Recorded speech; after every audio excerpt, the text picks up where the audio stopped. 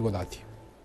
Allora, siamo partiti dall'aspetto del traffico dei dati, i propri dati sensibili, di cui appunto aziende che si basano sul commercio, quindi si informano, ricevono un sacco di informazioni sulla vita di ciascuno di noi, che noi lo sappiamo, consapevoli, non consapevoli, consenzienti o meno, attenzione perché poi questi dati vengono anche ceduti a terzi, venduti, eccetera, e orientano, non aiutano i nostri consumi, ma orientano i nostri gusti, i nostri consumi, le nostre spese, in modo anche importante. Cosa avviene anche per esempio questo nella grande distribuzione, quando noi fisicamente andiamo in un luogo deputato per la spesa, quindi non solo l'e-commerce? Cosa avete riscontrato? Che cambiamenti ci sono stati? Allora, parlavamo prima negli ultimi 10 anni, dicevo, appunto stavo cominciando questo discorso, che negli ultimi 10 anni è cambiata la strategia, è cambiato il modo in cui la strategia marketing nelle grandi distribuzioni, parlo dei supermercati, ipermercati e quant'altro, parlo anche dei centri commerciali, ricordarsi che nei centri commerciali non solo c'è l'alimentare ma c'è tutto quello che ne consegue, quindi dai prodotti tecnologici fino all'abbigliamento e quant'altro. Cosa è cambiato in questi ultimi 10 anni? Semplicemente il mezzo. Cioè prima c'era la pubblicità porta a porta cartacea, dove già si studiava bene o male, poi dopo da parte delle grandi catene, in base ai consumi, si studiava un target di persone, ma queste persone erano anonime, non avevano una faccia, non avevano un volto. Oggi queste persone sono facilmente raggiungibili perché si offrono spontaneamente attraverso il loro smartphone ad essere identificate. Qual è la nuova strategia marketing? È quella di farti credere che tu stai orientando il mercato alimentare, invece il mercato alimentare che orienta te, perché loro creano tutte quelle situazioni dove sanno qual è il mio punto debole, il 3x2. Loro, secondo me, sull'Ando forse che ha messo un satellite, perché vedono che il percorso, adesso, non so se hai notato qua nel Padovano, c'è, quando tu entri sulla destra c'è il settore offerte promozionali. Adesso è diventato una corsia intera, offerte e promozioni. Quindi questo nuovo metodo di approccio al cliente, che sia consumatore di televisori piuttosto di telefonini, di abbigliamento, alimentare specialmente, viene orientato attraverso lo smartphone, che ha e dare una faccia al consumatore che entra dentro il supermercato, che entra dentro il centro commerciale, che entra dentro come? Immagina che Facebook ha comprato WhatsApp l'anno scorso. No, WhatsApp aveva miliardi di dati, Facebook aveva 1.600.000.000 di utenti. Parliamo in Italia, ne ha non so quanti milioni e WhatsApp lo stesso. Perché secondo voi WhatsApp Facebook ha comprato WhatsApp? Che interesse aveva? Se non quello di conoscere quali sono i suoi clienti, chi sono, che cosa fanno. Io e te di cosa ci diciamo, cosa chattiamo. Ma a me piace il ragù, non so, mi piace i bigoli al ragù d'anitra. Accidenti se lo sanno e si orienteranno anche, perché se poi sui social passa questi messaggi, adesso la pubblicità transita attraverso la televisione un pochettino eccetera, ma è una pubblicità più che altro diciamo marginale ultimamente. La grande pubblicità passa attraverso internet, ma attraverso gli smartphone, attraverso i social. Perché già sapere che io e te ci scambiamo le ricette, di che tipo ce le scambiamo, sono dati che i grandi server immagazzinano e poi dopo i grandi distributori ne vengono a conoscenza. Ricordo a tutti quando vi fanno le cartine famose sconto, quelle famose tesserine. Cioè, io conosco persone che hanno non un portafoglio, hanno il portafoglio da una parte e poi hanno il portatesserine da alimentari fino a non so che cosa, hanno una tesserina. Quelle tesserine sono i nostri dati sensibili che vengono regolarmente, perché tutti firmiamo e mettono le crocette loro, posso dare la tua pubblicità, eccetera. Ieri la banca io l'ho bloccata, ho detto, senti, il flag su questa no. Perché diceva i dati possono essere trattati dalla banca ai fini solamente, esclusivamente finanziari, bancari, eccetera. Invece poi ce n'era l'altro che diceva posso distribuirlo anche a terzi? No, grazie. non mi interessa, che sappia la gente che io vengo qua piuttosto che non in un'altra banca. Bisogna stare sempre molto cauti, attenti. Quindi c'è l'orientamento, l'utilizzo, lo sfruttamento e il condizionamento. Il condizionamento è l'altro aspetto, purtroppo. Diventiamo soggetti passivi, cioè, capito? Ci facciamo esatto. guidare, telecomandare dalle grandi lobby, diciamole così, quelle che generano Esatto. poi dopo tutte quelle che sono le nostre pratiche di ogni giorno. Banche, accenniamo al discorso delle banche nei pochi minuti che ci restano, Certo, perché anche bravo. quella è una grande questione. Ne hai accennato più volte per... Tasto dolente l'hai tenuto per ultimo come al solito, va bene? Esatto. Sentiamo così.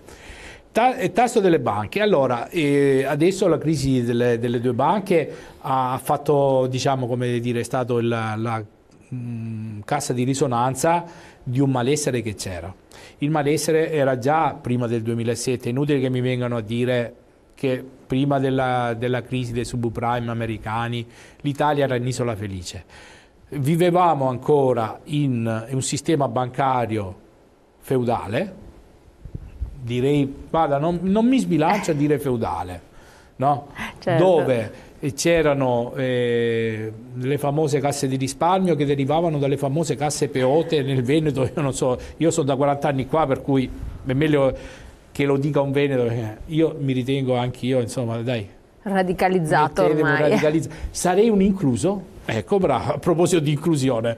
Per cui questo è il principio. Quindi siamo passati dal sistema feudale delle banche a un sistema di amministrazione delle banche che è stato di carattere, diciamo, padronale o patronale, a seconda che fossero, diciamo, la cassa di risparmio piuttosto che sia il gruppo, diciamo, più strutturato come quelli che sono venuti dopo, che avevano anche un'entità, diciamo, a livello nazionale. Ecco, diciamo così.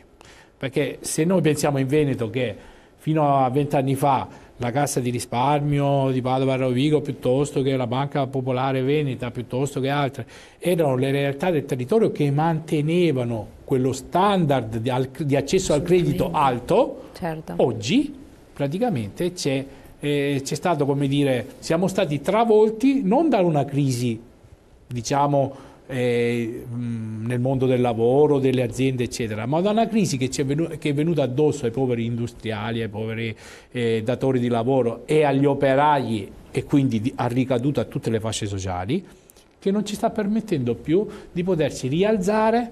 Perché? Perché non c'era una struttura portante che potesse gestire questa criticità. Nel caso delle banche, la prima cosa che mi ha chiesto è detto l'accesso al credito. Io ti ho detto, guarda, l'accesso al credito, ma scherzi, è peggiorato. È peggiorato perché? Non perché non ci siano le condizioni economiche, perché adesso le fusioni dei grandi gruppi, ti ricordo che Popolare di Vicenza e Veneto Banca sono state acquistate a €1 l'una.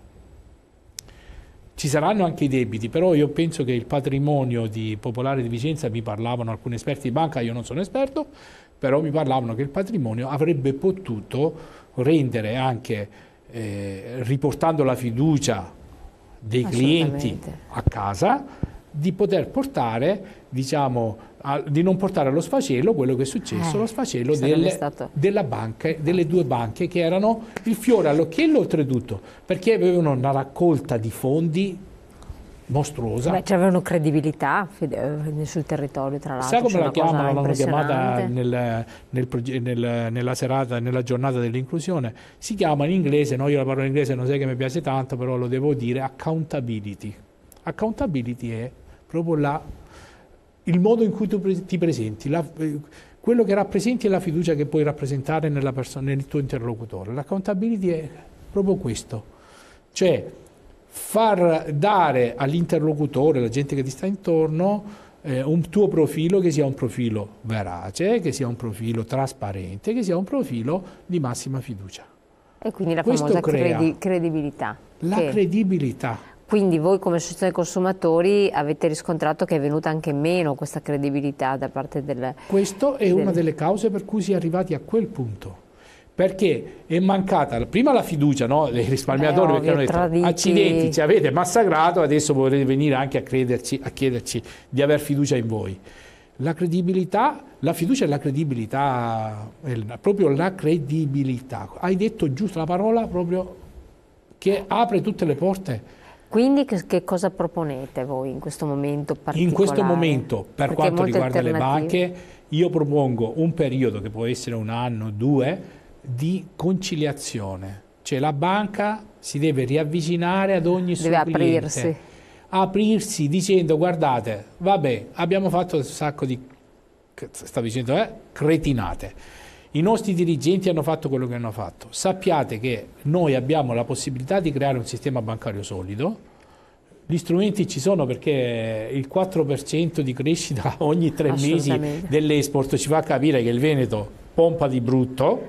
Cerchiamo di conciliare con i cittadini, di conciliare con i cittadini e riprendere con l'accountability, che forse ti dà la possibilità di poterti portare di nuovo nuove risorse alle banche, per cui ci si possa rinforzare un attimino, ed essere nuovamente competitivi, ed essere competitivi sul mercato europeo. Elena, non si può ragionare ancora a livello locale mantenendo.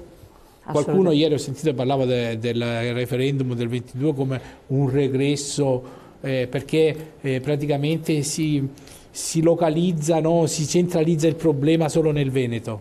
Guardate che ormai siamo in Europa, qualcuno ancora non si è svegliato e non sta capendo che le direttrici, no? Palermo-Berlino passa attraverso il Veneto.